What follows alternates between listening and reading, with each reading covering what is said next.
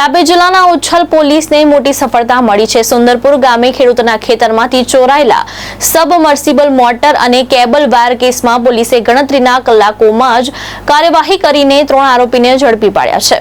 પોલીસે મુદ્દામાલ પણ રિકવર કરી આગળની તપાસ હાથ ધરી છે।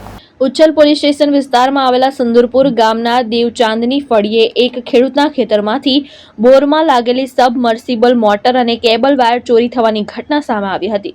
ઘટનાની જાણ થતાં જ ઉચ્છલ પોલીસ સ્ટેશનના સ્ટાફે તાત્કાલિક તપાસ હાથ ધરી અને ગણતરીના કલાકોમાં જ 3 આરોપીને ઝડપી પાડ્યા હતા।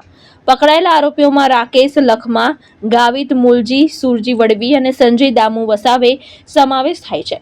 પોલીસે ચોરીમાં ગયેલા સબમર્સિબલ મોટર અને કેબલ વાયર પણ રિકવર કર્યા છે। 3 આરોપીને કોર્ટમાં રજૂ કરી રિમાન્ડ મેળવી વધુ તપાસ હાથ ધરવામાં આવી છે। હંસરાજ પાડવી સાથે દીપેશ વડવી, દ્રષ્ટિકોણ ન્યૂઝ, તાપી।